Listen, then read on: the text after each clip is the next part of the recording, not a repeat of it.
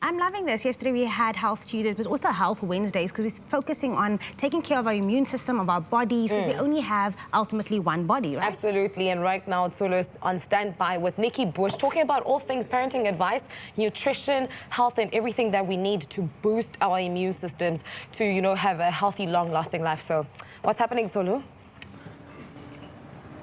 And how long are we on for?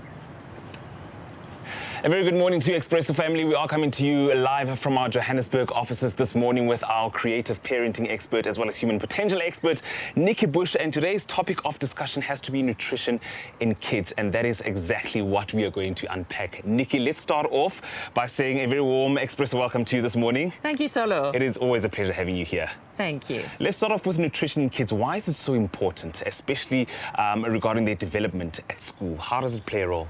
So we need to give our children fuel in their tanks at the beginning of every day. They go off to school and it is just the most amazing adventure for their brain and their body, but that takes up a lot of energy. So what are we packing into their fuel tanks in the morning? And that starts, of course, with breakfast. And there are so many children who go to school today without having had a decent breakfast. And we're not just talking about families who are under-resourced. We're talking about families who have the wherewithal to give their children breakfast. And it's often parental busyness and children's fussiness that gets in the way of a good nutritional start to the day.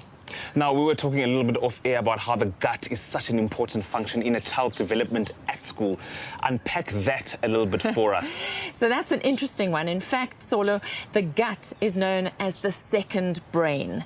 And 90% of serotonin, which is the feel-good happiness hormone, comes from the gut. So if we want happier children who are less moody, less anxious, we really need to make sure that we have good gut health for our children, because that is going to impact on how they feel and how they learn in the classroom. I mean, you touched on it basically a little bit just now, but just elaborate, how important is a child's lunchbox when they're going to school, when they're going to face about 6 hours of learning, of intensive concentration? Just how important is it to pack the right nutrients in a well-balanced lunchbox? So once the breakfast has run out, which it does, we need a top-up, and that's what happens with the lunchbox. Unfortunately, most children have lunchboxes that are packed full of carbohydrates in pretty packets that give them an instant shot of energy, but then drop them very, very quickly once they get back into the classroom. So we need to make sure that it's a balanced lunchbox. It's got some protein for slow release energy, it's got some carbs for the quick release energy, and of course fiber for the gut. And Nikki, how is a child's lunchbox connected to their psychological well-being? What is the connection there and the correlation, and how can one affect the other? Okay, so I guess putting a lunchbox together for a child shows that you care for them. It's a reminder of that emotional link with their parent. Some parents get their kids to help them pack that lunchbox, and of course, to make things enticing to eat, one might cut sandwiches into shapes, triangles, squares, maybe using a cookie cutter. You might have fruit on skewers. There's so many different ways that you can make lunchboxes engaging for children. But it's important that they eat, and not only eat, but drink during break time. Water makes up 80% of the brain. And when a child is using a lot of brain power, the brain is the first source of water. So as soon as the brain runs out of water, they start becoming irritable, lethargic, sleepy, and their concentration drops. I mean, you mentioned a little bit earlier on just how important nutrition is in the lunchbox, and we've been talking about that. But in terms of children who are quite fussy eaters, how do we tackle that? And how do we, get them to get through the day via their lunchbox at school? How do we, accommodate fussy eaters? Yeah. So this is a big challenge in many households today. First rule of thumb, if your child is exceptionally fussy, make sure that you rule out sensory disorders, because some children can't handle certain textures in their mouths, etc. And it can be a sensory processing dysfunction. All being well, then we need to make sure we give our children fewer choices, because parents today are giving too many choices, and that then breeds fussy eaters. And, there's something called vitamin no. Dr. John Rosamond from the States, who's a parenting expert, says that a lot of children today suffer from a lack of vitamin no. And sometimes we have to say to our kids, well, this is what's for breakfast. If you don't want it, here's some bread and water. If we only give them one option, the chances are they're going to eat what's put in front of them. I think I need to implement some vitamin No in my life, Nikki.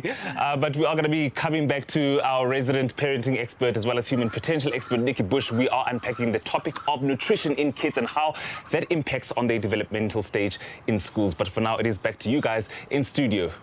It's my feel-good breakfast show. Welcome back, all you beautiful people, to your Feel Good Breakfast Show. Happy Hump Day, happy Wednesday. Hey, it's a beautiful day today in the studio. We are here, and we are also going to be crossing live right about now to Johannesburg, where Tsholo is standing by with our parenting expert, Nikki Bush, to gain some insight into health, nutrition, and the brain. A very good morning to you, Expresso family. We are coming to you live from Johannesburg this morning with our resident creative parenting expert, human potential expert, Nikki Bush, and we are unpacking the topic of the development of kids and in relation to their nutrition that they get. And Nikki, we're talking a little bit off air right now. I was saying that in my days, packing a lunchbox involved a Bovril sandwich or a Marmite sandwich, grapes and a juice and a chomp for a snack. So is that sufficient today, or is it still the case?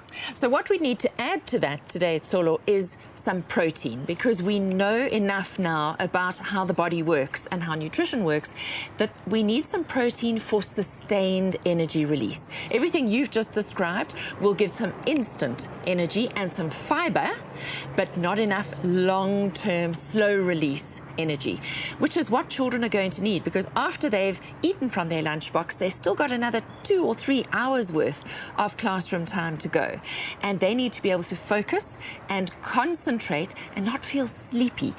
Too many quick release carbohydrates can lead to lethargy and that falling asleep. I mean, don't you remember falling asleep just about and trying to pretend you were awake and there you were leaning on your hand and hiding your face from the teacher. So that's what we're trying to do, is teach our children good nutritional habits from an early age and getting them to understand that these foods will give you a quick boost of energy and these foods will give you longer term energy. And so I guess part of our role as a parent today is to introduce our children to real food, good, healthy, nutritious food. So get your kids involved in the kitchen, get them involved in the cooking process. And there's always that question of, but my child's a fussy eater. So if you've got a fussy eater, even more important that you get your kids involved in food preparation. Because if they get involved in the cooking process, they're far more likely to eat what they cooked. So you can also do some baking with kids. Get them involved in making crunchies, which are full of oats and seeds and maybe nuts if your children don't have a nut allergy, because that will give you that slow release. And it's something a little bit sweet, but maybe not as sweet as a chocolate biscuit or a chomp that you mentioned earlier. Absolutely. Nikki, we mentioned a little bit earlier on about gut health and the importance of gut health in a child's development in school. Talk to us a little bit more about what exactly is gut health. You mentioned that it is the skin on the inside of the body, right? That's right. So we talk about the fact that the skin on the outside of your body protects your body, but there's also the gut that is like the skin on the inside of the body, protecting us from viruses and pathogens and things like that. Now, the gut is filled with bacteria. There's good bacteria and bad bacteria. Probiotics and prebiotics are the good things, and we need to keep a balance of gut health. So it's important that our children's diets are full of things like fiber, flora, which is the probiotics and prebiotics. That would be like from yogurt, dairy products. And you can also take that in a pill form as well. And then fluid, very, very important that we give our body enough fluid so that it can digest the food properly. And then, of course, there's a fourth F. We've mentioned 3 Fs. Now there's a fourth, and it's not really an F. It's physical activity. Movement also helps with digestion, good digestion as well, and gut health.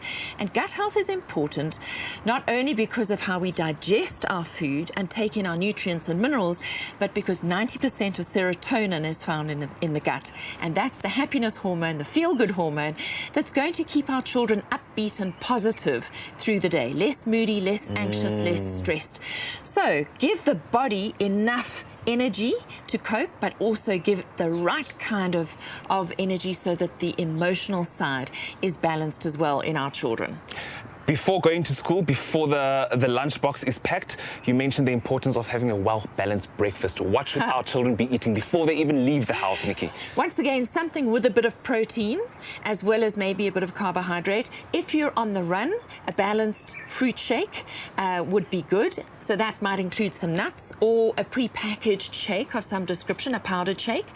Even leftovers from the night before might be better than a high sugar cereal.